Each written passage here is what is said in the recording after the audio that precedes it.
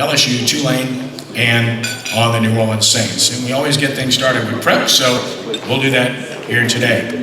First up, a gentleman that last year had one of the great stories in recent history in prep football in Louisiana.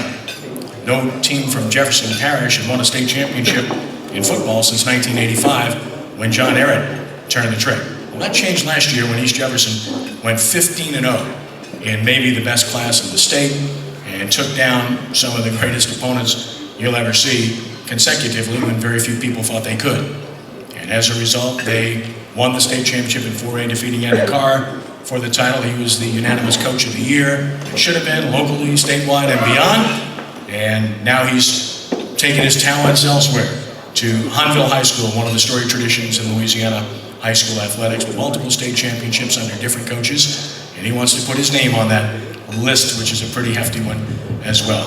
Tiger's an outstanding program, and here to tell you a little bit about Hahnville High School and his fine football program, please give a warm quarterback club welcome to Coach Nick Saltaformaggio. Nick. Thank you, everybody. I hope lunch is going well, and I'm glad Kenny asked me to do this first, Lester, because I'm going to tell you, I'm a superstitious guy, and every year I'd come speak at this thing, the very next week we didn't win. And so I'm glad I'm getting to do it this week, although I think we broke that last year, but it went well for us, and just a little bit about where we are now and why I saw Mr. Ravenack early in Jim's in East Jefferson War, and he said, "You jumped ship." And I tell you, when those seconds were clicking off the clock last year in the Superdome, there's no way to describe the feeling you have when you win a state championship. A classmate of mine is here, Landy Lanza, and he can attest to the fact that I went to Holy Cross and I was the single worst athlete in the history of the school. The school's 150 years old, so that'll tell you, to get to the state championship for me in football meant a lot. And when those seconds were ticking off, it was almost surreal, but somehow my wife was able to get on the field, and she ran down and she was crying, and it just hadn't sunk into me yet, and she said, "We did it, we finally did it." And I looked at her and I said, "Sharon, I really screwed up." And she goes, "What do you mean?" I said, "I have to do this again and again and again." And fortunately for me, the Hahnville job opened up, and our two athletic directors are here today, Minda LeBuff and Sean Crochet, and they were part of the interview committee, and I can tell you, when I went in the interview for that job, I didn't know if I was going to get it or not, but I knew when I walked out, I knew the reason why Hahnville High School has so many of those state championships. And it's the community, it's the school system. There are so many people that want it to be great. And our school motto is good to great. And Mr. Ortling, our principal the first day of school, said something that I thought was very profound for me. He said, "Good is the evil of great." And I thought on that for a while, and he expounded on it, and he said, when you're good, I look good today. I really look good in this. I don't personally, but when you get up in the morning and you put your suit on to go to work, well, I look good. I really look good, and you go to the grocery store and you buy your meals, and whatever it is, man, this is a really good meal. Well, that night you go home and you may change clothes because you're going out to eat, and all of a sudden you go to Ruth's Chris. And now you know the difference between what a really good meal is and what a really great meal is, if you like steak. And that's what Hahnville is. Hahnville gave me an opportunity to go from a very, very good situation to a great situation. And the learning curve for me has been astronomical. To go from a football program that traditionally had 55 to 60 kids in it to a football program that has 150 kids in it. We have 65 ninth graders.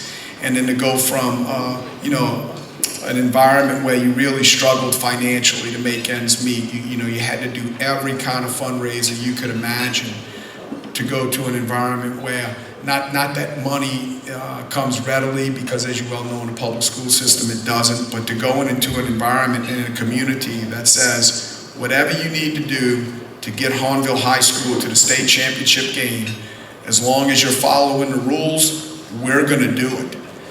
And it was just things like that that made me know I had made the right choice.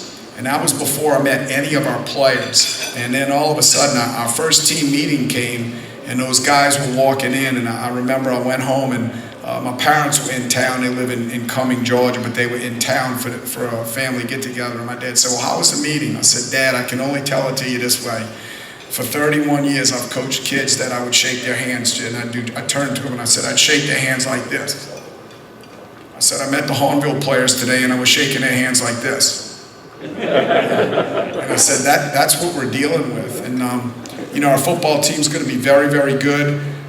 We scrimmaged this past weekend against North Shore.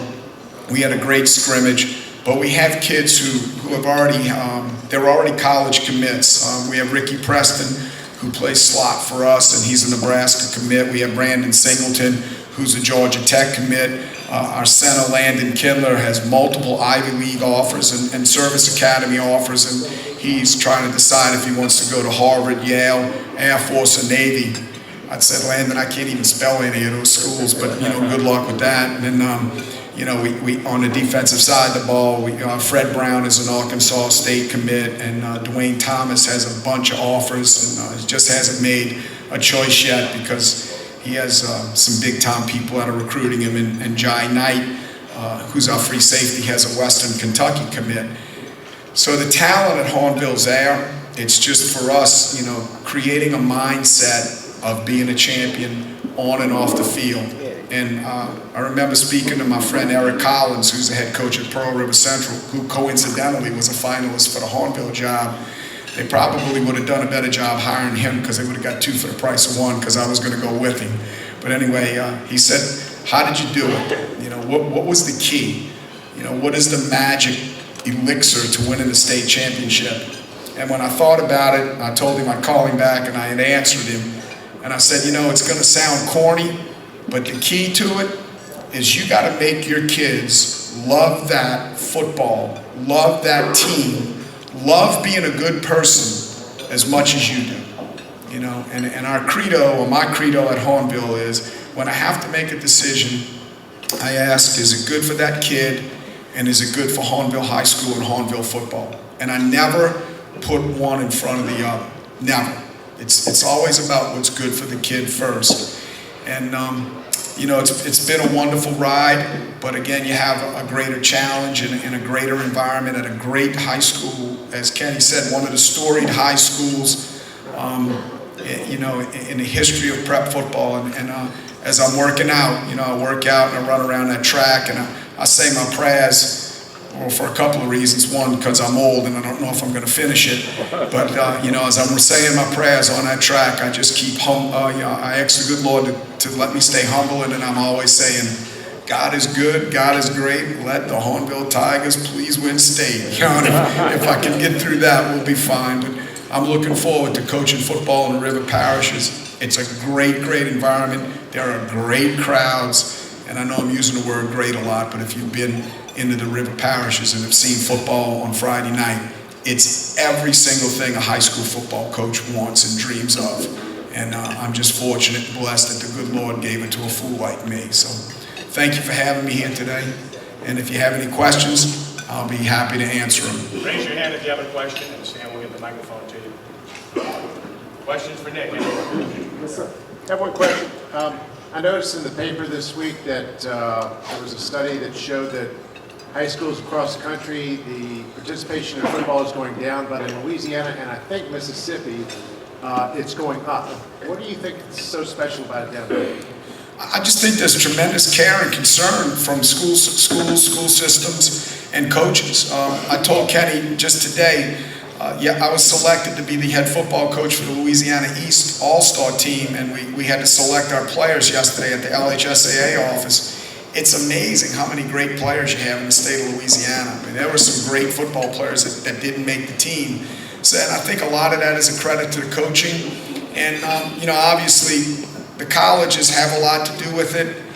I don't think kids realize today how fortunate they are to be growing up in the environment that they're growing up in. When I was a kid, I graduated from high school in 1977, so I'm an old guy. But when I was younger, the Saints were not very good. LSU was kind of, on the back end of Coach McClendon, and no disrespect there, Coach, they had the Curly Holman era, and then Tulane had kind of struggled to win a lot of football games. And coincidentally, at that same time, LSU basketball and Tulane basketball was doing very, very well. And then you had Skip Bertman come to LSU with baseball. So those sports drew some kids out of football, and the soccer explosion drew kids out of football. And to be honest with you, high school football coaches in Louisiana, we've been our own worst enemy. But I think now we're coming back. I think we've seen the error of our ways. I hope there's some way we can rectify the select, non-select issue and get our organization back together. But I do think our numbers here are strong just because our kids see the commitment that the schools and the administrations in the schools and the coaches give to it. And Louisiana football is great. At the school I'm at right now, there are 6 guys, as a matter of fact, from Hahnville High School that are playing in the NFL. It's just that's a crazy number when you think about it. So I think that's the big reason why football in Louisiana is as strong as we have it. And the Superdome, I do believe too, is a drawing card. It is such a great venue to play your state championships in, and I think any kid that ever put a football helmet on way back, with the Lakeview Vikings where I grew up, you think about, man, I'm going to get to play in a dome. If I get it, that's just, it's a dream, On our weight room door, on the door of our weight room, it says, through this door is the entrance to the Superdome. And I think that helps us also. We just have a great venue to play our state championships. Anyone else? Raise your hand. Thank you so much. I hope everybody has a great year.